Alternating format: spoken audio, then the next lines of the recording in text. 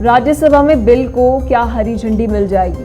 क्योंकि एक तरफ पिछले कुछ महीनों से आम आदमी पार्टी ने पूरी जद्दोजहद करी। सीएम अरविंद केजरीवाल शायद ही ऐसा विपक्षी दल का कोई नेता होगा जिससे मुलाकात नहीं करते हुए नजर आए। आशीष आंडा जी, मैं सबसे पहले आपके पास आना चाहूंगी। सदन में बैठे गृह मंत्री अमित शाह ये बात कहते हैं कि दिल्ली पर कानून बनाने के पूरे अधिकार केंद्र सरकार के पास है। आर्टिकल 239 AA का आपने जिक्र किया। शायद आप भूल गए कि दिल्ली में पार्शियल स्टेटहुड है। अब सारे कानून जब आप ही बनाएंगे तो फिर पार्शियल स्टेटहुड भी आप वापस ले लीजिए। शायद रेड लाइन केंद्र सरकार भूल गई। पलक जी, आपको, मेरे दोनों को पैनलिस्ट को और आपके सभी प्यारे प्यारे दर्शकों को भारतीय जनता पार्टी की तरफ से मेरे यानी डॉक्टर आशीष का प्यार भरा नमस्कार। पलक जी, आपका सवाल एकदम जायज है। शायद ये बाकी लोगों के मन में भी सवाल हो सकता है, जिसको क्लियर करना आपके दर्शकों के लिए मुझे लगता है हमारा दायित्व है। वो ये पलक जी कि दिल्ली एक स्टेट नहीं, एक यूनियन टेरिटरी है, इतना हम सब समझते हैं। और यूनियन टेरिटरी में भी वो खास यूनियन टेरिटरी जो कि कैपिटल ऑफ इंडिया है। यहां के जो नियम, कायदे, कानून हैं वो बाकियों से हटके हैं। पलक जी, जो दिल्ली को रूल कर रही है ना लेजिस्लेशन, 1993 से यही लेजिस्लेशन चली आ रही थी। कांग्रेस और बीजेपी की सरकारें यहां हुआ करती थी और किसी तरह का विवाद हुए बिना आपस में परस्पर साझ मेल जोल से और एक दूसरे की सूझ समझ से यहां पे सरकारें चला करती थी। यहां तक कि लेफ्टिनेंट गवर्नर की प्रेजेंस भी बहुत ज्यादा दिल्ली वासियों को पता नहीं थी। लेकिन 2014-15 के बाद जब से ये नई क्रांतिकारी अराजक सरकार का यहां पे दिल्ली में आगमन हुआ, उसके बाद से लोगों ने देखा कि अराजकता पॉलिटिक्स में क्या होती है। एक चुनी हुई सरकार भी किस तरह से ना नीति, ना नियत, ना नियति, ना नेतृत्व के बिना किस तरह से यहां पे सिर्फ अराजकता फैलाने का प्रयास करती है। और उन्होंने आने के बाद से टसल शुरू किया कि दिल्ली की पावर पूरी की पूरी अपने हाथ में लेने का प्रयास किया। कई केसेस इसके ऊपर चले जिस पे चर्चा करना उतना समय आप मुझे नहीं देंगी। लेकिन क्या है कि निष्कर्ष पे अगर आए तो जब सुप्रीम कोर्ट ने सुप्रीम कोर्ट जी मेहरबानी आपके पलक जी, बहुत बहुत आभार। क्या सीएम अरविंद केजरीवाल को विपक्ष का समर्थन मिल जाएगा? और अगर मिल भी जाएगा तो वो ऐसे दल जो इस वक्त 9 सांसद है उनके और बीजेपी को पूरा समर्थन दे रहे हैं, तो प्रतीत तो ऐसे हो रहा है कि शायद दिल्ली के लिए आज बड़ा दिन कुछ यही लेकर आएगा कि बिल राज्यसभा में भी पास हो जाएगा। जब सुप्रीम कोर्ट ने यह निर्णय निकाल दिया कि भैया आप तीनों के तीनों लैंड रिफॉर्म्स, पुलिस और पब्लिक रिफॉर्म आप कंट्रोल करें, इसके बाद से तो ऐसा हुआ जैसे कि बोलते हैं ना बंदर के हाथ में उस्तरा मिल जाना। इन्होंने उस उस सुप्रीम कोर्ट की रूलिंग का जिस तरह से दुरुपयोग किया, सबसे पहले विजिलेंस डिपार्टमेंट को टारगेट किया, फिर चाहे वो आशीष मोरे जी हो और चाहे वो राजशेखर जी हो, ये सारे वो लोग थे जो इनके घोटालों की जांच कर रहे थे, लिक्वर स्कैम की जांच कर रहे थे जहां पे मनीष सिसोदिया के गर्दन पे तलवार लटकी है, शीश महल की जांच कर रहे थे जहां खुद अरविंद केजरीवाल के गर्दन पे तलवार लटकी है, FBU स्कैम की जांच कर रहे थे जहां पे नासा भी इनके ऊपर लगाया जा सकता है, टाडा लगाया जा सकता है। ऐसे घोटालों की जब ये जांच कर रहे थे, जो खुद LG साहब ने जिनके ऊपर फिंगर रेज की थी कि 90 करोड़ रुपए आप एडवर्टीजमेंट पे कैसे खर्च कर रहे हो, ये सारे के सारी जांच को रोकने के लिए अगले 6 से 7 दिन के अंदर इन्होंने जो एडमिनिस्ट्रेटिव तांडव दिखाया वो पूरे देश ने देखा कि आधी रात को अफसरों के दफ्तरों में घुस के फाइलें उठा के उनको निकाला गया। आप कह रहे हैं कि जब सुप्रीम कोर्ट का फैसला आया, सुप्रीम कोर्ट के फैसले के बाद दिल्ली सरकार जिस तरीके के फैसले ले रही थी, ट्रांसफर पोस्टिंग कर रही थी, उस चीज से आपको आपत्ति थी, उसके बाद आप मजबूर हुए दिल्ली ऑर्डिनेंस लेकर आने के लिए सदन में? जी सर, बिल्कुल ठीक समझे आप पलक जी, बिल्कुल ठीक समझे। ये ऑर्डिनेंस मजबूरी में लाया गया, सेंटर द्वारा, खुशी से नहीं लाया गया। क्योंकि अगर खुशी से लाना होता तो 2014-15 से जब से टसल चल रहा था तब से ले आया जा सकता था। राज्यसभा पे आपको क्या झटका मिलेगा? क्योंकि इस वक्त सभी की निगाहें दिल्ली वासियों की और पूरे देश की निगाहें इस वक्त ये है कि विपक्षी एकजुटता के जो दावे दिए जा रहे हैं, बातें की जा रही हैं, आज उसकी असलियत सबके सामने आ जाएगी। लेकिन यहां पे सवाल आपके दर्शकों के लिए एक और यहां मैं पहलू रखूंगा, क्योंकि ये बहुत सारे आपके नेता, खासकर इनके खुद के जो हमारे सबके चीफ मिनिस्टर अरविंद केजरीवाल जी हैं, आपके मुखिया, वो ये कहते हैं कि ये असंवैधानिक तरीके से लाया हुआ बिल है। वो ये कहते हैं कि इससे दिल्ली की जनता को एनस्लेव किया जा रहा है। वो ये कह रहे हैं कि इससे दिल्ली की जनता की फ्रीडम और राइट्स को छीना जा रहा है। तो सबसे पहले तो मैं ये क्लियर कर दूं कि पहली बात तो आर्टिकल 123 के तहत ऑर्डिनेंस लाना सेंटर के अधिकार क्षेत्र के अंदर आता है। तो फिर ऑर्डिनेंस लाके असंवैधानिक काम कैसे किया गया? फिर जब उस ऑर्डिनेंस को प्रेसिडेंट से पास करा के ही इंप्लीमेंट किया जा सकता है, यही किया गया, तो यह असंवैधानिक कैसे हुआ? फिर जब ऑर्डिनेंस को 6 हफ्ते के अंदर अंदर बिल में कन्वर्ट करना जरूरी है और वही किया जा रहा है, तो यह असंवैधानिक कैसे हुआ? फिर यह लोकसभा में पास हो गया और आज राज्यसभा में भी पास हो जाएगा, तो यह असंवैधानिक कैसे हुआ? सिर्फ इसलिए कि यह आपके नैरेटिव को सेट नहीं करता, इसलिए कि आपके अनुसार चीजें नहीं हो रही हैं, आप उसको असंवैधानिक कहने का प्रयास कर रहे हैं। हमारे साथ राज्यसभा की अग्नि परीक्षा पास कर पाएंगे इंडिया के ये सभी सांसद? क्योंकि सवाल तो यही उठ जाता है कि क्या ये सभी सांसद जो हैं वो क्या सीएम अरविंद केजरीवाल का, दिल्ली वासियों के अधिकारों का, फेडरलिज्म का, संघवाद का समर्थन करेंगे? क्या कहना चाहेंगे आशीष जी? क्योंकि इस वक्त बड़ा सवाल ये उठता है कि अगर आप इस तरीके के बिल पेश कर ही रहे हैं, चुनी हुई सरकार, जनता जिसे चुन रही है, और वे सोच रहे हैं कि हमारे लिए गवर्नेंस जो है वो किया जाएगा, लेकिन असल में वो चुनी हुई सरकार के पास तो अधिकार ही नहीं है, तो दिल्ली के पास फिर पार्शियल स्टेटहुड भी क्यों है सर? आप उसे भी हटा दीजिए ना, केंद्र शासित प्रदेश ही घोषित कर दीजिए, क्योंकि जनता का समय क्यों बर्बाद करना? जी आशीष जी। पलक जी, मैं यहाँ पे थोड़ा सा आपके दर्शकों का ध्यान इस तरफ ले जाना चाहूंगा कि असल में ये जो I.N.D.I.A है, जिसके कि आम आदमी पार्टी भी एक सदस्य बन चुके हैं, इनकी आपस में किस तरह से टूट हो रही है, जो आज और दर्शा देगी जब वोटिंग होगी। जिस उम्मीद में ये आपके प्रवक्ता साहब बैठे हैं, आज इनकी उम्मीदें धराशायी हो जाएंगी, क्योंकि ऑलरेडी वाईआरसीपी और उसके बाद बीजेडी ने तो इनको अंगूठा दिखाई दिया है। उसके अलावा भी बहुत सारे नेता जो इनको लगता है इनके साथ हैं, आज दूध का दूध पानी का पानी हो जाएगा। लेकिन जो पूर्व सांसद हैं जो दिल्ली ऑर्डिनेंस का समर्थन कर रहे हैं, जी आशीष जी, मैं आपको बता रहा हूं, क्योंकि ऑलरेडी कांग्रेस के कई नेता ये कह चुके हैं कि ये हमारी मजबूरी है, क्योंकि बाकी लोगों से प्रेशर पड़ा, वरना कांग्रेस ने इनके साथ आना कभी भी मंजूर नहीं किया था, जिसको अजय माकन जी ने लीड किया था, और आगे भी नहीं करेंगे।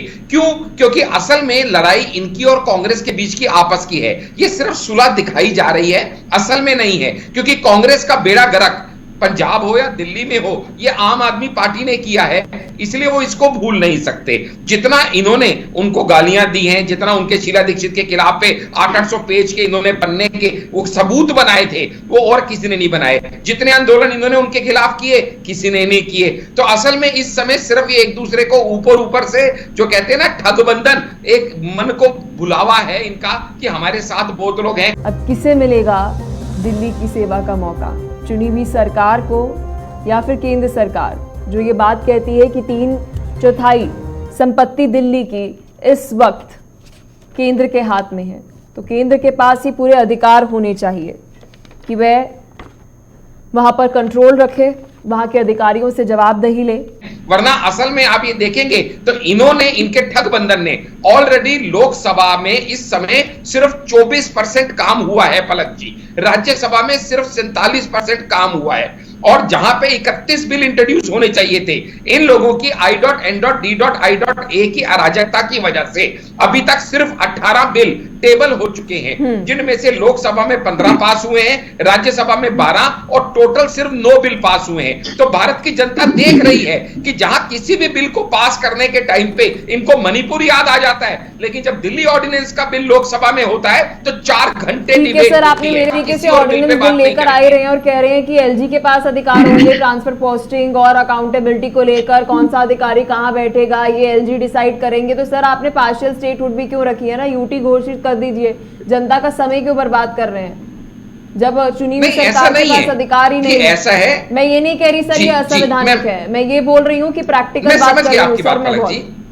जी मैं समझ गया आपकी बात। आपका कहने का मतलब यह है कि यह होना पॉसिबल है, वो आप मानती हैं कि ये संविधानिक है, लेकिन आपका तर्क यह है कि फिर इससे फायदा क्या है। मैं उसी के ऊपर आऊंगा कि पहली बात तो यह है कि पलक जी, इस पर्टिकुलर ऑर्डिनेंस या इस पर्टिकुलर बिल से कहीं यह नहीं कहा जा रहा है कि इलेक्टेड रिप्रेजेंटेटिव जो हैं वो सिलेक्टेड रिप्रेजेंटेटिव से दब के रहेंगे।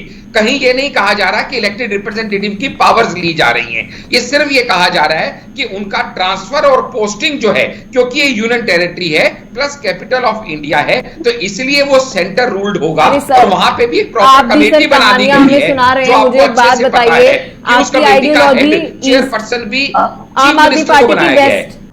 राज्यसभा में बिल को क्या हरी झंडी मिल जाएगी? क्योंकि एक तरफ पिछले कुछ महीनों से आम आदमी पार्टी ने पूरी जद्दोजहद करी। सीएम अरविंद केजरीवाल शायद ही ऐसा विपक्षी दल का कोई नेता होगा जिससे मुलाकात नहीं करते हुए नजर आए। वो कहते हैं जी हमें यहाँ पे काम करना है, तुम कहते हो कि भाई हमें वहां पर काम करना है। सर आपकी आइडियोलॉजी ईस्ट वेस्ट है, ऐसे तो है नहीं कि भाई आपकी केंद्र में गठबंधन की सरकार चल रही है, आइडियोलॉजी एक जैसी है। तो आपने यह ट्रांसफर पोस्टिंग को लेकर वो अधिकारियों से जवाब तक नहीं ले सकते हैं कि जी आपने आपको एक पॉलिसी दी थी, आपने धरातल पर उसको उतारी या नहीं। वो तो जी एलजीजी पूछेंगे, लेकिन हमने तो चुना किसको? हमने दिल्ली सरकार के अंदर आम आदमी पार्टी, कांग्रेस, बीजेपी, जिसको भी चुना।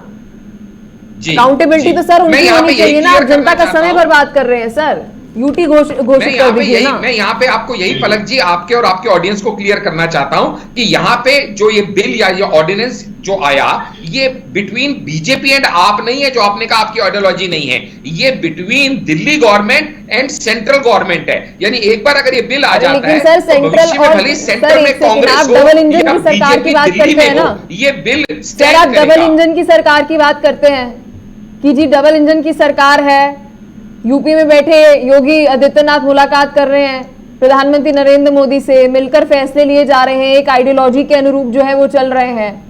क्या ऐसा कुछ दृश्य आपको छत्तीसगढ़ के साथ देखने को मिलता है? हाल फिलहाल में हिमाचल के साथ देखने को मिल रहा है, कर्नाटक के अंदर देखने को मिलता है। जब आइडियोलॉजी ही दो सरकारों की अलग है सर, इतने तो दूध के दूल्हे हैं नहीं दोनों पार्टियां की हाँ में हाँ मिला के जनता के काम किए जाएंगे। बात को पलक जी मैं शायद आपको अपनी बात समझा नहीं पाया। मैं ये कह रहा हूं कि वैसे भी ये जो पर्टिकुलर बिल है, it is not between BJP and आप, क्योंकि वैसे भी आम आदमी पार्टी तो 2025 में दिल्ली छोड़ के जाने ही वाली है। इसलिए ये बीजेपी और आपके बीच की बात नहीं है, ये बात है सेंटर और दिल्ली गवर्नमेंट के बीच में, चाहे भले ही सेंटर में कोई भी सरकार हो या दिल्ली में कोई भी सरकार हो। पहली बात। दूसरी बात, यहां पे जो आईएएस ऑफिसर्स की पोस्टिंग की बात हो रही है, ये आईएएस ऑफिसर्स की फ्रेटर्निटी पूरा इनके ऊपर ध्यान रखती है कि किसने क्या काम किया, किसने कितना नहीं किया। लेकिन अगर दिल्ली सरकार ये सोचती है आपकी कि हम उनको डरा धमका के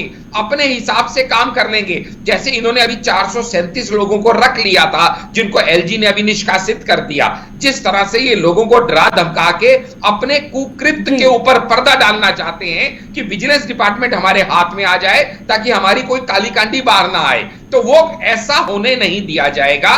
ये निष्पक्ष रूप से काम करेंगे जितने भी आईएएस ऑफिसर्स हैं, ये इसको सुनिश्चित करेगा सेंटर का ये ऑर्डिनेंस और ये बिल। जेके 24/7 न्यूज में मैं हूं आपके साथ पलक सहगल। दिल्ली सेवा बिल को लोकसभा में हरी झंडी मिल चुकी है। अब इस विधेयक का दूसरा पड़ाव राज्यसभा है। बिल पर लोकसभा में विपक्ष को बड़ा झटका लग चुका है। ऐसे विपक्ष अपनी पूरी ताकत के साथ बिल को राज्यसभा में रोकने की कोशिश कर रहा है। संभव है कि राज्यसभा में अधिकारियों की ट्रांसफर पोस्टिंग पर सियासी जंग भी देखने को मिल सके।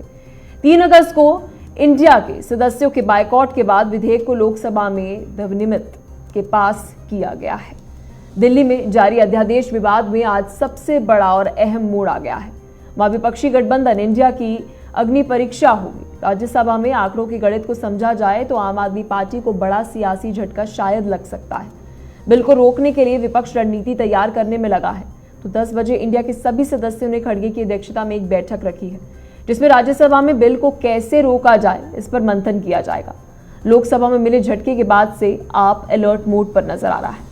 केजरीवाल ने अपने सहयोगी दलों पर और राज्यसभा सदस्यों को व्हिप जारी कर 7 और 8 अगस्त को सदन में मौजूद रहने को कहा है, ताकि बीजेपी की कथित विध्वंस कर सरकारी बिल को रोका जा सके। आज इसी मुद्दे पर करेंगे चर्चा, लेकिन इस बीच एक ब्रेकिंग न्यूज सामने आ रही है, जहां पर राहुल गांधी की संसद सदस्यता बहाल हो गई है। लोकसभा सचिवालय ने जारी की है यह अधिसूचना। सुप्रीम कोर्ट से सजा पर रोक के बाद सदस्यता बहाल हो गई है। तो लोकसभा की कार्यवाही में अब राहुल गांधी शामिल होंगे। सदस्यता बहाल होने के बाद संसद जाएंगे अब राहुल गांधी। 137 दिनों के बाद आपको बता दें कि एक बार फिर से राहुल गांधी सदन के अंदर जाएंगे। कांग्रेस के लिए ये बड़ी उपलब्धि है इस वक्त और बड़ी खुशखबरी है, क्योंकि वीर रंजन चौधरी ने नोटिफिकेशन जारी की थी ओम बिरला को, और उसके बाद आपको बता दें कि उनकी सदस्यता एक बार फिर से, संसद सदस्यता एक बार फिर से बहाल हो चुकी है। लेकिन इस बीच राज्यसभा के अंदर नंबरों के गणित को भी जान लेते हैं, क्योंकि आज महत्वपूर्ण दिन दिल्ली के लिए है। राज्यसभा में मौजूदा सांसदों की संख्या पर अगर हम नजर डालते हैं, 238 सांसद हैं। अब जब इस बिल के बहुमत की बात कर रहे हैं तो 120 सांसदों की जरूरत है। बीजेपी के पास राज्यसभा में केवल और केवल महज 92 सांसद हैं। तो एनडीए के सांसद अगर हम मिला ले एक बार तो 103 है उसकी संख्या। बीजेपी को 2 निर्दलीय सांसदों का समर्थन है, यानी वाईएसआर, बीजेटी, टीडीपी, बीजेटी और वाईएसआर के पास राज्यसभा में 9 सांसद हैं। तो विपक्ष के गठबंधन इंडिया के पास 109 सांसद हैं। तो आप गणित समझ सकते हैं कि इस वक्त राज्यसभा के अंदर कुछ भी हो सकता है। तो ये बड़ी जानकारी इस वक्त की आपको दे रहे हैं। इस बीच इस मुद्दे पर कई सारे सवाल खड़े हो जाते हैं और इन सभी सवालों के जवाब जानना बेहद ज्यादा जरूरी हो जाता है। एक नजर हम डालेंगे उन सवालों पर और फिर सवालों के जवाब जानने की पूरी कोशिश रहेगी। राज्यसभा में बिल को क्या हरी झंडी मिल जाएगी, क्योंकि एक तरफ पिछले कुछ महीनों से आम आदमी पार्टी ने पूरी जद्दोजहद करी। सीएम अरविंद केजरीवाल शायद ही ऐसा विपक्षी दल का कोई नेता होगा जिससे मुलाकात नहीं करते हुए नजर आए। क्या सीएम अरविंद केजरीवाल को विपक्ष का समर्थन मिल जाएगा, और अगर मिल भी जाएगा तो वो ऐसे दल जो इस वक्त 9 सांसद है उनके और बीजेपी को पूरा समर्थन दे रहे हैं, तो प्रतीत तो ऐसे हो रहा है कि शायद दिल्ली के लिए आज बड़ा दिन कुछ यही लेकर आएगा कि बिल राज्यसभा में भी पास हो जाएगा। राज्यसभा पे आपको क्या झटका मिलेगा, क्योंकि इस वक्त सभी की निगाहें दिल्ली वासियों की और पूरे देश की निगाहें इस वक्त ये है कि विपक्षी एकजुटता के जो दावे दिए जा रहे हैं, बातें की जा रही हैं, आज उसकी असलियत सबके सामने आ जाएगी। राज्यसभा की अग्नि परीक्षा पास कर पाएंगे इंडिया के ये सभी सांसद, क्योंकि सवाल तो यही उठ जाता है कि क्या ये सभी सांसद जो हैं वो क्या सीएम अरविंद केजरीवाल का, दिल्ली वासियों के अधिकारों का, फेडरलिज्म का, संघवाद का समर्थन करेंगे। अब किसे मिलेगा दिल्ली की सेवा का मौका, चुनी हुई सरकार को या फिर केंद्र सरकार, जो ये बात कहती है कि 3/4 संपत्ति दिल्ली की इस वक्त केंद्र के हाथ में है। तो केंद्र के पास ही पूरे अधिकार होने चाहिए कि वह वहां पर कंट्रोल रखे, वहां के अधिकारियों से जवाबदेही ले। लेकिन सवाल उठ जाता है संघवाद पर। जब दिल्ली पार्शियल स्टेटहुड है तो वहां पर चुनी हुई सरकार किस लिए चुनी गई है, अगर उनके पास सभी अधिकारियों से सवाल पूछने का अधिकार ही नहीं है। तो आज इसी मुद्दे पर करेंगे चर्चा, और महत्वपूर्ण है ये चर्चा दिल्ली वासियों के लिए, देश के बुनियादी लोकतंत्र की, संघवाद की, जिस फेडरलिज्म की हम बात कहते हैं कि केंद्र में और राज्यों में अलग अलग सरकार चलेगी, मिलकर अलग अलग गवर्नेंस होंगे। लेकिन इस बीच बड़ा सवाल ये उठ जाता है, क्या दिल्ली के अंदर स्पेशल स्टेटस जो दिल्ली को दिया गया है, क्या केंद्र ने उस वक्त उसका दुरुपयोग किया है? क्योंकि आर्टिकल 239 ए ये बात कहता है कि कानून बनाने के, केंद्र के पास दिल्ली के कानून बनाने के पूरे अधिकार हैं। लेकिन उन कानून बनाने की रेड लाइन क्या है? क्या वो रेड लाइन इस वक्त केंद्र सरकार ने क्रॉस कर दी है? और अगर हाँ, तो फिर दिल्ली में चुनी हुई सरकार की जरूरत ही क्यों है? ये कठपुतली की सरकार की जरूरत क्यों है, जब पार्शियल स्टेटहुड के अंदर चुनी हुई सरकार के पास अपने नौकरशाहियों से सवाल पूछने का हक ही नहीं है? आज इसी मुद्दे पर करेंगे चर्चा, क्योंकि हमारे साथ कई सारे मेहमान जुड़ेंगे और उन मेहमानों से सवाल पूछने की पूरी कोशिश रहेगी। दिल्ली में अब सेवा का मौका किसे मिलेगा, ये एक बड़ा सवाल खड़ा हो जाता है। पिछले 3 महीनों के अंदर देश की राजनीति काफ़ी ज़्यादा दिलचस्प रही है, जहां पर एक तरफ आपको बता दें कि आम आदमी पार्टी के लिए कांग्रेस का समर्थन मिलना बड़ा मुश्किल प्रतीत हो रहा था। लेकिन वो दिन आ ही गया जब कांग्रेस ने अपना समर्थन आम आदमी पार्टी को दिया लेकिन सवाल अब ये उठता है कि अगर राज्यसभा के अंदर कांग्रेस का समर्थन मिलने के बावजूद भी दिल्ली ऑर्डिनेंस बिल पास हो जाता है तो बड़ा झटका इंडिया के सांसदों को लगेगा, क्योंकि 120 ऐसे सांसद हैं जिनका समर्थन अगर मिल जाता है तो दिल्ली ऑर्डिनेंस राज्यसभा के अंदर भी पास हो जाएगा। तो आज इसी मुद्दे पर करेंगे चर्चा। मेहमान हमारे साथ जुड़ गए हैं, परिचय आपको करा देते हैं। आशीष आंडा नेता बीजेपी से हैं, दर्शन दुबाल हमारे साथ प्रवक्ता आम आदमी पार्टी से, राकेश कुमार पॉलिटिकल एक्सपर्ट हमारे साथ जुड़ गए हैं। बहुत बहुत शुक्रिया आप तीनों का हमारे साथ जुड़ने के लिए और अपना कीमती समय देने के लिए। आशीष आंडा जी, मैं सबसे पहले आपके पास आना चाहूंगी। सदन में बैठे गृह मंत्री अमित शाह ये बात कहते हैं कि दिल्ली पर कानून बनाने के पूरे अधिकार केंद्र सरकार के पास है। आर्टिकल 239 AA का आपने जिक्र किया, शायद आप भूल गए कि दिल्ली में पार्शियल स्टेटहुड है। अब सारे कानून जब आप ही बनाएंगे तो फिर पार्शियल स्टेटहुड भी आप वापस ले लीजिए। शायद रेड लाइन केंद्र सरकार भूल गई। पलक जी, आपको, मेरे दोनों को पैनलिस्ट को और आपके सभी प्यारे प्यारे दर्शकों को भारतीय जनता पार्टी की तरफ से मेरे यानी डॉक्टर आशीष का प्यार भरा नमस्कार। पलक जी, आपका सवाल एकदम जायज है। शायद ये बाकी लोगों के मन में भी सवाल हो सकता है, जिसको क्लियर करना आपके दर्शकों के लिए मुझे लगता है हमारा दायित्व है। वो ये पलक जी कि दिल्ली एक स्टेट नहीं, एक यूनियन टेरिटरी है, इतना हम सब समझते हैं। और यूनियन टेरिटरी में भी वो खास यूनियन टेरिटरी जो कि कैपिटल ऑफ इंडिया है। यहां के जो नियम कायदे कानून हैं वो बाकियों से हटके हैं। पलक जी, जो दिल्ली को रूल कर रही है ना लेजिस्लेशन, 1993 से यही लेजिस्लेशन चली आ रही थी।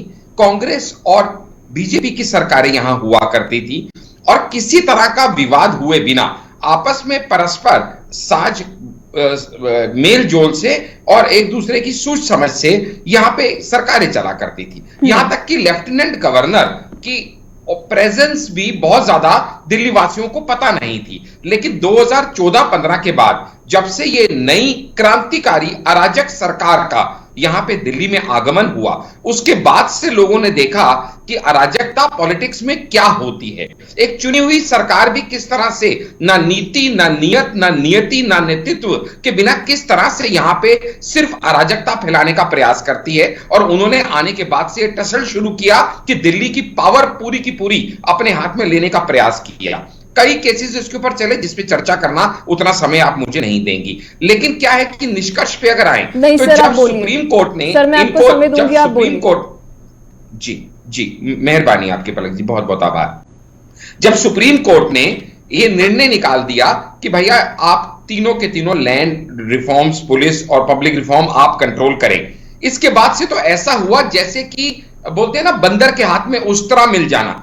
इन्होंने उस उस सुप्रीम कोर्ट की रूलिंग का जिस तरह से दुरुपयोग किया, सबसे पहले विजिलेंस डिपार्टमेंट को टारगेट किया, फिर चाहे वो आशीष मोरे जी हो और चाहे वो राजशेखर जी हो, ये सारे वो लोग थे जो इनके घोटालों की जांच कर रहे थे, लिक्वर स्कैम की जांच कर रहे थे जहां पे मनीष सिसोदिया के गर्दन पे तलवार लटकी है, शीश महल की जांच कर रहे थे जहां खुद अरविंद केजरीवाल के गर्दन पे तलवार लटकी है, FBU स्कैम की जांच कर रहे थे जहां पे नासा भी इनके ऊपर लगाया जा सकता है, टाडा लगाया जा सकता है।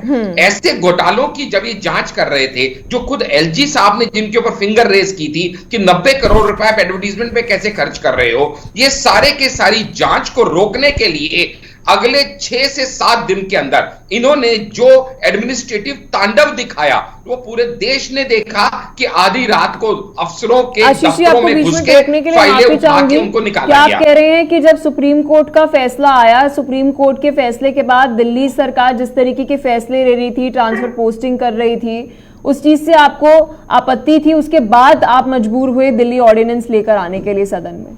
जी सर, बिल्कुल ठीक समझे आप पलक जी, बिल्कुल ठीक समझे। ये ऑर्डिनेंस मजबूरी में लाया गया, सेंटर द्वारा, खुशी से नहीं लाया गया। क्योंकि अगर खुशी से लाना होता तो 2014-15 से जब से टसल चल रहा था तब से ले आया जा सकता था। लेकिन यहां पे सवाल आपके दर्शकों के लिए एक और यहां मैं पहलू रखूंगा, क्योंकि ये बहुत सारे आपके नेता, खासकर इनके खुद के जो हमारे सबके चीफ मिनिस्टर अरविंद केजरीवाल जी हैं, आपके मुखिया, वो ये कहते हैं कि ये असंवैधानिक तरीके से लाया हुआ बिल है। वो ये कहते हैं कि इससे दिल्ली की जनता को एनस्लेव किया जा रहा है। वो ये कह रहे हैं कि इससे दिल्ली की जनता की फ्रीडम और राइट्स को छीना जा रहा है। तो सबसे पहले तो मैं ये क्लियर कर दूं कि पहली बात तो आर्टिकल 123 के तहत ऑर्डिनेंस लाना सेंटर के अधिकार क्षेत्र के अंदर आता है। तो फिर ऑर्डिनेंस लाके असंवैधानिक काम कैसे किया गया? फिर जब उस ऑर्डिनेंस को प्रेसिडेंट से पास करा के ही इंप्लीमेंट किया जा सकता है, यही किया गया, तो यह असंवैधानिक कैसे हुआ? फिर जब ऑर्डिनेंस को 6 हफ्ते के अंदर अंदर बिल में कन्वर्ट करना जरूरी है और वही किया जा रहा है, तो यह असंवैधानिक कैसे हुआ? फिर यह लोकसभा में पास हो गया और आज राज्यसभा में भी पास हो जाएगा, तो यह असंवैधानिक कैसे हुआ? सिर्फ इसलिए कि यह आपके नैरेटिव को सेट नहीं करता, इसलिए कि आपके अनुसार चीजें नहीं हो रही हैं, आप उसको असंवैधानिक कहने का प्रयास कर रहे हैं। हमारे साथ प्रवक्ता आम आदमी पार्टी से दर्शन जी, मैंने आशीष जी को पूरा समय इसलिए दिया क्योंकि आप एक बार सुन लीजिए उनकी तरफ से क्या कुछ तर्क जो है वो पेश किए जा रहे हैं, ताकि आप बेहतर तरीके से समझ पाए। क्या आप कहने की कोशिश कर रहे हैं आम आदमी पार्टी वाले कि ये तो अनडेमोक्रेटेड है, यहाँ पर आप संवैधानिक तौर पर ये सब चीजें नहीं कर रहे हैं, आप बिल लेकर आ रहे हैं, ये तो फेडरलिज्म के विरुद्ध है। लेकिन जब संविधान ये बात कर रहा है कि केंद्र सरकार के पास पूरे अधिकार है, वो किसी भी तरीके से कोई कानून देश की राजधानी दिल्ली के लिए लेकर आ सकता है, आर्टिकल 239 ए के अंदर ये बात जो है वो बोली गई है, तो असंवैधानिक तो सर ये नहीं है, पहली बात। तो दूसरी बात, क्या जो ये तमाम घोटाले हैं, ट्रांसफर पोस्टिंग आप करते हुए नजर आए थे, इसलिए मजबूर हो गई है केंद्र सरकार कि उन्हें दिल्ली के ऊपर कंट्रोल करना पड़ेगा? जी दर्शन जी। पलक जी, आप बहुत बहुत धन्यवाद। और आपने आज बहुत महत्वपूर्ण दिन था, क्योंकि आज ही जो एक बहुत अभी ब्रेकिंग न्यूज भी चल रही थी आपके चैनल पर, मैं सबसे पहले वहीं से शुरुआत करना चाहूंगा और कांग्रेस के लोगों को धन्यवाद देना चाहूंगा, उनको बधाई देना चाहूंगा। और जो ये लंबी लड़ाई लोकतंत्र को बचाने की चल रही है, न सिर्फ कांग्रेस बल्कि पूरे विपक्ष के लिए जो बहुत जद्दोजहद चल रही थी काफी लंबे समय से, हम लोकतंत्र को बचाने का प्रयास करें, तो उसमें पहली जीत आज राहुल गांधी जी को जिस तरह से बहाल कर दिया गया है और उनकी सदस्यता बहाल हो चुकी है, तो अब ये सबसे बड़ी जीत मैं मानता हूं कि आज लोकतंत्र की हुई है, राहुल गांधी जी की हुई है, कांग्रेस पार्टी की हुई है। उसके लिए मैं उनको फिर से बधाई देना चाहता हूँ। दूसरी बात, अब ये इसमें मुद्दे पर आता हूँ। जी सर, मैं कह रही हूँ शायद आप भूल गए, आप आम आदमी पार्टी के प्रवक्ता हैं। मैं बधाई दे रहा हूँ, मैं बधाई दे रहा हूँ कि ये विपक्ष ये विपक्ष की जीत है, ये कांग्रेस पार्टी जीत है, इससे मैं उनको बधाई देने का मेरा हक है। ठीक है सर, दिल्ली ऑर्डिनेंस पूरा विपक्ष इस समय एक लोकतंत्र की लड़ाई लड़ रहा है, लोकतंत्र को बचाने का प्रयास कर रहा है, उसमें कांग्रेस पार्टी भी आम आदमी पार्टी के साथ में है। अब मैं मुद्दे पर आता हूँ पलक जी, अब मैं मुद्दे पर आता हूँ। देखिए, अब ये जहां तक जो आज का मुद्दा है आपके चैनल पर, जो आशीष जी अभी जिसको आप तर्क कहते हैं, मैं तो कह रहा हूँ तर्क नहीं, कुतर्क सारे उनके पास खजाना है कुतर्कों का, भारतीय जनता पार्टी के प्रवक्ताओं के पास में। और मैं स्पष्ट करना चाहता हूं कि ये भूल जाते हैं कि इनकी ही दिल्ली में मदन लाल खुराना से लेकर के और कल्याण जी, उससे पहले कल्याण जी की सरकार रही है, जब स्वयं ये दिल्ली को पूर्ण राज्य का दर्जा देने के लिए पैरवी कर रहे थे, लेकिन और उन्होंने शायद भूल जाते हैं, उस पर तर्क नहीं देंगे। क्या वो उनकी भूल थी? क्या उन्होंने कोई गलती की थी? क्या उनको देश से माफी मांगनी चाहिए जब ये पूर्ण राज्य का दर्जा देने की बात कर रहे थे? लेकिन सिर्फ इनका जो सत्ता लोभ है, जिस प्रकार इन्होंने पूरे हिंदुस्तान में ईडी, सीबीआई और इनकम टैक्स का दुरुपयोग करके, सर ये असंवैधानिक है हर क्या? तरह के हथकंडे अपना करके, आशीष जी प्लीज आप बीच में टोकाटाकी न करें। मैं आपको समय, आपको बहुत समय दिया है, आप प्लीज आप सुने इत्मीनान से। जिस प्रकार इन्होंने साम दाम दंड भेद, चाहे वो ईडी, सीबीआई और इनकम टैक्स की रेड मरवा करके, झूठे मुकदमे लगा करके, और जिस चक्रव्यूह में आज राहुल गांधी भी फंसे तो उसे बाहर निकल आए, इसी प्रकार पूरे हिंदुस्तान में जितने भी विपक्षी पार्टियां हैं उन पर ये सारे हथकंडे अपनाने का प्रयास कर रहे हैं। और दिल्ली में सत्ता छीनने के लिए जिस प्रकार का इन्होंने जो है ऑर्डिनेंस लाया है, वो हालांकि आज नकारा जाएगा, मुझे पूरा विश्वास है कि आज राज्यसभा में जब ये आएगा। आपसे सवाल ये पूछा दर्शन दोभाल जी, असंवैधानिक आम आदमी पार्टी कह रही है कि ये ऑर्डिनेंस है या नहीं? पूरा देश मानता है, मीडिया के लोग मानते हैं, आप स्वयं मानते हैं कि बिल्कुल असंवैधानिक है। संवैधानिक का मतलब क्या होता है? सर मुझे बता दीजिए कि संविधान के अनुसार नहीं हो रही, संविधान के अनुरूप नहीं हो रही, नहीं हो रही है, बिल्कुल नहीं हो रही है, जबरदस्ती थोपा गया और तानाशाही। सर जबरदस्ती क्या थोपा गया है? बाकायदा ऑर्डिनेंस जो है वो सदन के अंदर लेकर आया, लोकसभा के अंदर पास हुआ, राज्यसभा में होगा तो ठीक, नहीं होगा तो बिल नहीं आएगा। असंवैधानिक कैसे हुआ सर? तो पलक जी इसका मैं एग्जांपल दूंगा आपको। वो तो फिर राहुल गांधी जी की सदस्यता खत्म हो गई थी ना, सुप्रीम कोर्ट का फैसला आया था उसके लिए भी, लेकिन आज बहाल हुए ना, तो क्या वो जबरदस्ती चक्रव्यूह को नहीं फंसाया गया? जिस प्रकार पूरे सभी नेताओं के ऊपर मुकदमे, झूठे मुकदमे लगाए जा रहे हैं, एक सेकंड दर्शन दोबाल जी, पहली बात, दर्शन दोबाल जी, पहली बात तो मुझे ऐसा क्यों लग रहा है सर कि आप आम आदमी पार्टी के प्रवक्ता कम कांग्रेस के प्रवक्ता मुझे इस वक्त ज्यादा लग रहे हैं। अच्छी बात है आप इंडिया के लिए बोल रहे हैं, लेकिन आपको नहीं लगता कि आपकी पार्टी सर फर्स्ट होनी चाहिए? बिल्कुल। मैं दूसरी चीज सर, राहुल गांधी के साथ जो हुआ वो कैसे असंवैधानिक था, वो भी चर्चा का विषय है। कोर्ट ने फैसला दिया, सजा उन्हें सुनाई गई, फिर संसद सदस्यता गई क्योंकि सदन के अंदर रूल बुक है, उसमें भी क्या असंवैधानिक हुआ। अब सुप्रीम कोर्ट ने जब दोबारा रोक लगाई तो उनकी संसद सदस्यता वापस आ गई। सर दोनों ही मामले में असंवैधानिक क्या है सर? इसी प्रकार जो ये आज ऑर्डिनेंस लाया जा रहा है, जो जबरदस्ती वाला बिल जो थोपा जा रहा है, सर जबरदस्ती क्या है? बिल लेकर आए, बहुमत है, राज्यसभा के अंदर विपक्षी पार्टियां हैं, समर्थन देंगी तो पास होगा, वरना बिल पास नहीं होगा। थोपा क्या जा रहा है सर? पास नहीं होगा, थोपा इसलिए जा रहा है क्या? देखिए 100% पास होगा। जो तीन पार्टियां उनको जो है कहीं ना कहीं उनको पर दबाव आ गया है, उनको पर दबाव लाया जा रहा है कि वो इनका समर्थन करे उस बिल के लिए। लेकिन मुझे विश्वास है कि वो सर क्या आप मुझे कह रहे हैं कि यहाँ पर उनकी पिस्टल रखी हुई और दबाव डाला जा रहा है कि भैया आप जाइए वहां पर जाकर आप बिल जो है वो पास करिए?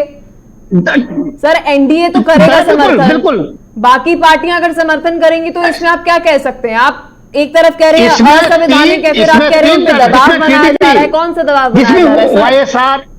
टीडीपी जी इनके अपने इस बिल का समर्थन नहीं चाहती है, जी कहते हैं कि ये पास नहीं होगा, लेकिन उनको पर दबाव बनाया जा रहा है कि अगर आपने हमारा साथ नहीं दिया तो आपको नुकसान भुगतना पड़ेगा, जो कई लोग भुगत चुके हैं। और इसीलिए जैसे बीजेपी को एक वॉशिंग मशीन कहा जाता है, पाप धोने की जो मशीन है, जिसमें अभी अजीत पवार जिसके ऊपर, अरे सर आप इधर बातें कर रहे हैं। चलो सर एक सेकेंड, दर्शन दोबाल जी, अभी दिल्ली ऑर्डिनेंस के ऊपर हम बात कर रहे हैं। आपने राहुल गांधी मुझे गिना दिया, अजीत पवार आपने गिना दिया, लेकिन आपके पास तर्क नहीं है पेश करने के लिए दिल्ली ऑर्डिनेंस के ऊपर क्या वो असंवैधानिक है या नहीं है? सर दिल्ली ऑर्डिनेंस असंवैधानिक है या नहीं है? क्योंकि B.R. अम्बेडकर ये बात कहते थे और नेहरू तक ये बात कहते थे कि सेंटर के अंदर, सेंटर के पास पूरा कंट्रोल जो है वो देश की राजधानी का होना चाहिए, क्योंकि 3/4 संपत्ति जो देश की राजधानी दिल्ली है वह केंद्र सरकार की है, तो अधिकार भी उनके होने चाहिए, जो भी कारण रहे हो कि पार्शियल स्टेटहुड थी। अगर ये तर्क उन्होंने भी दिया। आप मुझे सर ये बताइए, जब आप कह रहे हैं कि दिल्ली ऑर्डिनेंस नहीं आना चाहिए, तो आप मुझे पॉइंट दीजिए असंवैधानिक कैसे है? जवाब सुनिए। अगर अम्बेडकर जी ने ये कहा था तो फिर कल्याण सिंह जी ने क्यों नहीं करा और मदन खुराना ने क्यों नहीं करा? क्यों नहीं किया बताइए? अरे सर मैं तो आपको कह रही हूँ ना, किसी कारणवश वो चीज नहीं हुई, लेकिन वो समर्थन में नहीं थे। उनकी तरफ से तर्क दिया गया कि दिल्ली में पार्शियल स्टेटहुड नहीं होनी चाहिए, इसे यूटी होना चाहिए। ये चाहते हैं कि दिल्ली की जनता के मन में भय पैदा करें, दिल्ली की जनता को डराया जाए कि इनसे सारे अधिकार अपने छीन लिए। लेकिन इस बार इनको ये पता नहीं है कि 2024 में इनका जो एक चेहरा है, हिटलर साई का जो चेहरा पूरे देश ने देख लिया है। अब ये इनके जाने के दिन। दोबाल जी मैं आपके पास एक बार फिर आऊंगी। दोबाल जी मैं आपके पास एक बार फिर आऊंगी। ये हमारे साथ राकेश जी भी हैं। काफी देर तक मैंने दोनों पार्टियों की बात सुनी, क्योंकि मैं चाहती थी कि क्लैरिटी अच्छे से राकेश जी को मिल जाए। राकेश जी, इस वक्त आपको दिल्ली का भविष्य क्या दिख रहा है? देखिए पलक जी, सबसे पहली बात तो ये कि हमारे देश में आजादी से ही दिल्ली के अधिकारों की जंग जो है वो चलती आ रही है कि दिल्ली के अधिकार किसको मिलेंगे। और इसी के अंदर जिस तरीके से महानगर परिषद के बाद विधानसभा का गठन हुआ और शुरुआती दौर में जब समिति ने एक रिपोर्ट बनाई कि दिल्ली को एक पूर्ण राज्य का दर्जा दिया जाए, इसकी अनुशंसा करते हुए संविधान सभा के अध्यक्ष डॉक्टर राजेंद्र प्रसाद जी ने अपनी जो ये रिपोर्ट थी हमारे मसौदा समिति के अध्यक्ष बाबा डॉक्टर भीमराव अंबेडकर जी को दी। तो अंबेडकर साहब ने भी एक ही बात, 4 बातें कही थी अहम। उन्होंने पहला ये कहा था कि देश की राजधानी किसी राज्य के अधीन नहीं होगी। दूसरा, उन्होंने ये कहा कि दिल्ली में केवल संघ सरकार ही कानून बना सकती है। उन्होंने ये भी कहा तीसरी बात में कि दिल्ली में एक ही सरकार होगी, वह संघ व चौथी जो होंगे वो कानून बनाएंगे और राष्ट्रपति के द्वारा ही कोई भी प्रशासन के अंदर वो बनाया जाएगा। और अगर हम उसके पहले भी देखें तो 1966 के अंदर दिल्ली में एडमिनिस्ट्रेटिव एक्ट बनाया गया और मुख्य आयुक्त की जगह राज्यपाल जी ने ले ली। तो कोई शक नहीं है कि दिल्ली को पूर्ण राज्य बनाने का जो दर्जा है वो जब संविधान की एक पीठ थी उन्होंने भी कहीं ना कहीं इसको पूर्णतः से खारिज किया था, क्योंकि देश की जो कैपिटल है, जो राजधानी है, उसके अंदर एक सारे राइट्स किसी भी एक सरकार को नहीं दिए जा सकते। इसीलिए दिल्ली के अंदर जो केंद्र सरकार है उसके पास भी बहुत महत्वपूर्ण अधिकार होते हैं, जैसे कि एक तो सुरक्षा से संबंधित अधिकारी है, वो कहीं ना कहीं अगर हमें एक कॉमन मैन के मुताबिक भी बात करें तो दिल्ली कैपिटल है और दिल्ली की जो सुरक्षा है वो किसी भी तरीके से किसी एक स्टेट गवर्नमेंट के हाथ में नहीं जा सकती, क्योंकि ये देश की सुरक्षा की बात है। वहां पे सेंट्रल एजेंसीज होती हैं, वहां पर 15 अगस्त का एक बहुत बड़ा भव्य राष्ट्रीय उत्सव प्रोग्राम होता है, वहां पर 26 जनवरी के प्रोग्राम होते हैं जो राष्ट्रीय उत्सव के हमारे राष्ट्रीय पर्व हैं। तो इनकी जो कहीं ना कहीं बागडोर है वो केंद्र सरकार के हाथ में रहनी चाहिए। और भी बहुत सारे लैंड डिपार्टमेंट है, लेकिन ये जो अधिकारों की लड़ाई है, मैंने कहा ये शुरू से चलती आ रही है। और जिस तरीके से हमारे देश के अंदर जो कानून का जो मंदिर है, आप देखें लोकसभा हो या राज्यसभा हो, अगर वहां पर कोई मसौदा या कोई बिल आया और वो बिल अप्रूव्ड हो रहा है तो कहीं ना कहीं उसको सभी को मानना पड़ेगा, क्योंकि हमारे देश के अंदर कानून बनाने की जो प्रक्रिया है वो लोकसभा और राज्यसभा से होकर गुजरती है, तो वो सभी को मानना पड़ेगा। और जो भी लोकसभा और राज्यसभा डिसाइड करेगी, क्योंकि उसमें कहीं ना कहीं सभी दलों के, सभी पार्टियों के, सभी प्रांतों के, सब जगहों के नेता हैं, तो वो नेता देखते हैं किस तरीके से बिल को कैसे पास करते हैं और उस बिल के अंदर जो भी होगा वो सबको माननीय है, क्योंकि देश के अंदर सबसे बड़ा जो है वो कानून है, वो संविधान है। क्या कहना चाहेंगे आशीष जी, क्योंकि इस वक्त बड़ा सवाल ये उठता है कि अगर आप इस तरीके के बिल पेश कर ही रहे हैं, चुनी हुई सरकार, जनता जिसे चुन रही है और वे सोच रहे हैं कि हमारे लिए गवर्नेंस जो है वो किया जाएगा, लेकिन असल में वो चुनी हुई सरकार के पास तो अधिकार ही नहीं है, तो दिल्ली के पास फिर पार्शियल स्टेटहुड भी क्यों है सर? आप उसे भी हटा दीजिए ना, केंद्र शासित प्रदेश ही घोषित कर दीजिए, क्योंकि जनता का समय क्यों बर्बाद करना। जी आशीष जी। पलक जी मैं यहाँ पे थोड़ा सा आपके दर्शकों का ध्यान इस तरफ ले जाना चाहूंगा कि असल में ये जो I.N.D.I.A है, जिसके कि आम आदमी पार्टी भी एक सदस्य बन चुके हैं, इनकी आपस में किस तरह से टूट हो रही है जो आज और दर्शा देगी जब वोटिंग होगी। जिस उम्मीद में ये आपके प्रवक्ता साहब बैठे हैं, आज इनकी उम्मीदें धराशायी हो जाएंगी, क्योंकि ऑलरेडी वाईआरसीपी और उसके बाद बीजेडी ने तो इनको अंगूठा दिखाई दिया है। उसके अलावा भी बहुत सारे नेता जो इनको लगता है इनके साथ हैं, आज दूध का दूध पानी का पानी हो जाएगा। कांग्रेस के ऐसे पूर्व सांसद हैं जो दिल्ली ऑर्डिनेंस का समर्थन कर रहे हैं। जी आशीष जी, मैं आपको बता रहा हूं, क्योंकि ऑलरेडी कांग्रेस के कई नेता ये कह चुके हैं कि ये हमारी मजबूरी है, क्योंकि बाकी लोगों से प्रेशर पड़ा, वरना कांग्रेस ने इनके साथ आना कभी भी मंजूर नहीं किया था, जिसको अजय माकन जी ने लीड किया था और आगे भी नहीं करेंगे। क्यों? क्योंकि असल में लड़ाई इनकी और कांग्रेस के बीच की आपस की है। ये सिर्फ सुलह दिखाई जा रही है, असल में नहीं है, क्योंकि कांग्रेस का बेड़ा गर्क पंजाब हो या दिल्ली में हो, ये आम आदमी पार्टी ने किया है, इसलिए वो इसको भूल नहीं सकते। जितना इन्होंने उनको गालियां दी हैं, जितना उनके शीला दीक्षित के खिलाफ पे 800 पेज के इन्होंने पन्ने के वो सबूत बनाए थे, वो और किसी ने नहीं बनाए। जितने आंदोलन इन्होंने उनके खिलाफ किए, किसी ने नहीं किए। तो असल में इस समय सिर्फ ये एक दूसरे को ऊपर से जो कहते हैं ना ठगबंधन, एक मन को बुलावा है इनका कि हमारे साथ बहुत लोग हैं, वरना असल में आप ये देखेंगे तो इन्होंने, इनके ठगबंधन ने ऑलरेडी लोकसभा में इस समय सिर्फ 24% काम हुआ है पलक जी,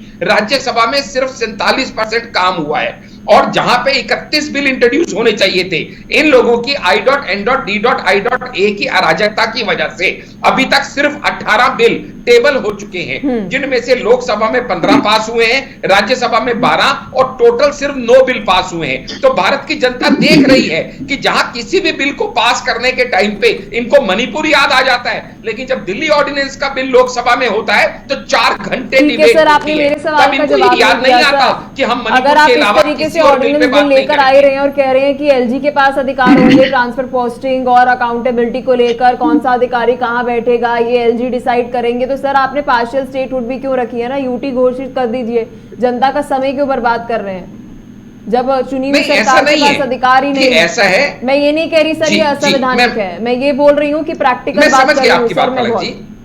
जी मैं समझ गया आपकी बात। आपका कहने का मतलब यह है कि यह होना पॉसिबल है, वो आप मानती हैं कि ये संवैधानिक है, लेकिन आपका तर्क यह है कि फिर इससे फायदा क्या है। मैं उसी के ऊपर आऊंगा कि पहली बात तो यह है कि पलक जी, इस पर्टिकुलर ऑर्डिनेंस या इस पर्टिकुलर बिल से कहीं यह नहीं कहा जा रहा है कि इलेक्टेड रिप्रेजेंटेटिव जो हैं वो सिलेक्टेड रिप्रेजेंटेटिव से दब के रहेंगे, कहीं यह नहीं कहा जा रहा कि इलेक्टेड रिप्रेजेंटेटिव की पावर्स ली जा रही हैं। ये सिर्फ ये कहा जा रहा है कि उनका ट्रांसफर और पोस्टिंग जो है, क्योंकि ये यूनियन टेरिटरी है प्लस कैपिटल ऑफ इंडिया है, तो इसलिए वो सेंटर रूल्ड होगा और वहां पे भी एक प्रॉपर कमेटी बना दी गई है। मुझे एक बात बताइए, आपकी आइडियोलॉजी चेयरपर्सन भी आम आदमी पार्टी की बेस्ट, वो कहते हैं जी हमें यहाँ पे काम करना है, तुम कहते हो कि भाई हमें वहां पर काम करना है। सर आपकी आइडियोलॉजी ईस्ट वेस्ट है, ऐसे तो है नहीं कि भाई आपकी केंद्र में गठबंधन की सरकार चल रही है, आइडियोलॉजी एक जैसी है तो आप मिलकर सरकार तो है वो चला लेंगे। सर जनता का समय बर्बाद होगा सर, इसे मानिए। आप वोटिंग के अंदर टाइम वेस्ट करेंगे, इससे बेटर आप ड्यूटी बना दीजिए उसे। जब चुनी हुई सरकार के पास अधिकार ही नहीं है ट्रांसफर पोस्टिंग को लेकर, वो अधिकारियों से जवाब तक नहीं ले सकते हैं कि जी आपने आपको एक पॉलिसी दी थी, आपने धरातल पर उसको उतारी या नहीं, वो तो जी एलजी पूछेंगे। लेकिन हमने तो चुना किसको, हमने दिल्ली सरकार के अंदर आम आदमी पार्टी, कांग्रेस, बीजेपी, जिसको भी चुना। अकाउंटेबिलिटी तो सर उनकी होनी चाहिए ना, आप जनता का समय बर्बाद कर रहे हैं सर। यूटी घोषित कर दीजिए ना। मैं यहाँ पे आपको यही पलक जी आपके और आपके ऑडियंस को क्लियर करना चाहता हूं कि यहाँ पे जो ये बिल या ये ऑर्डिनेंस जो आया, ये बिटवीन बीजेपी एंड आप नहीं है, जो आपने कहा आपकी आइडियोलॉजी नहीं है, ये between Delhi government and central government है। यानी एक बार अगर ये बिल आ जाता है सर सेंट्रल और भले सेंटर में कांग्रेस हो, डबल इंजन की सरकार की बात करते हैं ना, ये बिल सर आप डबल इंजन की सरकार की बात करते हैं कि जी डबल इंजन की सरकार है, यूपी में बैठे योगी आदित्यनाथ मुलाकात कर रहे हैं प्रधानमंत्री नरेंद्र मोदी से, मिलकर फैसले लिए जा रहे हैं, एक आइडियोलॉजी के अनुरूप जो है वो चल रहे हैं।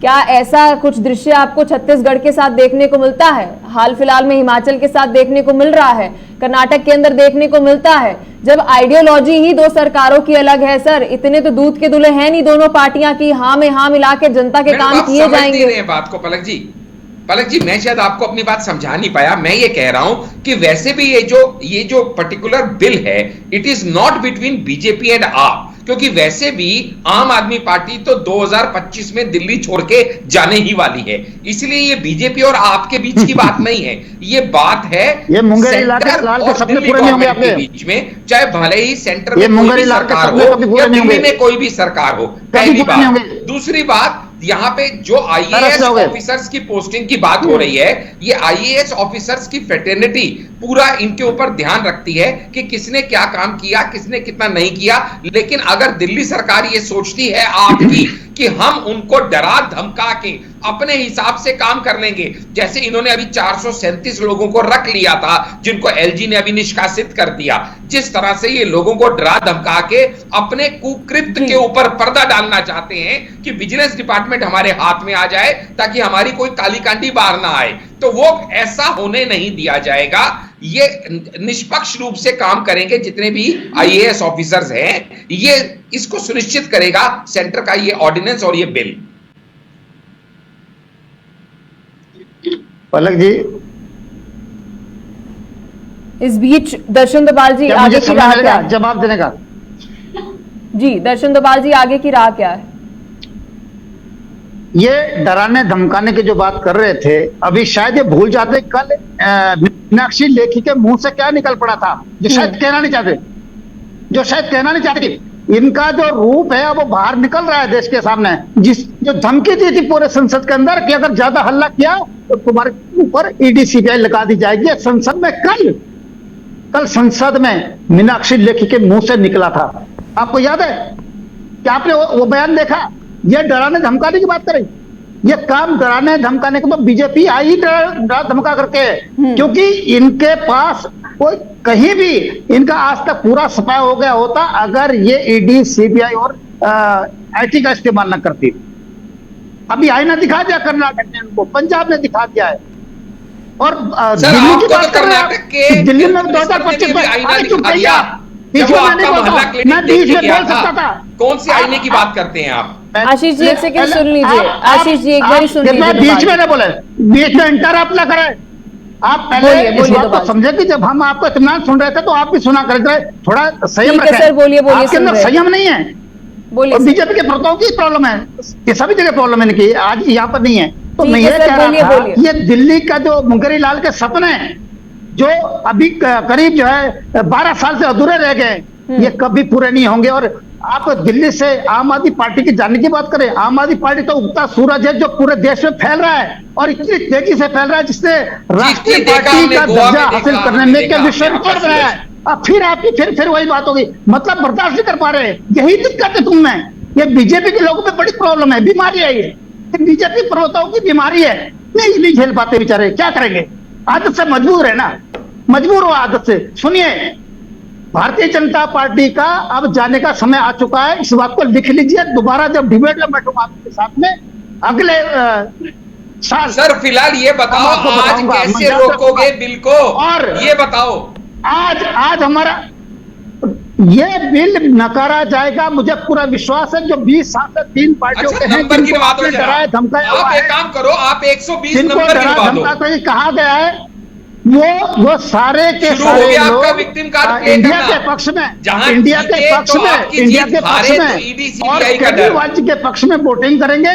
और आप जो इंडिया बोलने में दिक्कत आ रही है, आप खुद के 10 एमपी हैं, गोपाल जी, जिसको 120 रुपए चाहिए और जेब में 10 120 का आंकड़ा गिनवा दीजिए भैया, कोई मदद डोभाल जी, 120 का आंकड़ा गिनवा दीजिए मदद कर दो बाबा। डोभाल जी 120 का आंकड़ा गिनवा दीजिए। बीच में जब हम नहीं बोलते हैं तो नहीं, बीच में हम नहीं बोलते हैं। चलिए ठीक है, डोभाल जी बहुत बहुत शुक्रिया जुड़ने के लिए। आशीष जी बहुत शुक्रिया आपका जुड़ने के लिए। राकेश जी बहुत शुक्रिया अपना कीमती समय में देने के लिए और विस्तार से इस मुद्दे पर चर्चा करने के लिए। तो आज एक महत्वपूर्ण दिन है दिल्ली वासियों के लिए। दिल्ली ऑर्डिनेंस बिल जो केंद्र सरकार सदन के अंदर पेश कर चुकी है, लोकसभा के अंदर पास है, राज्यसभा के अंदर होगा या नहीं, आज का दिन ये तय करेगा।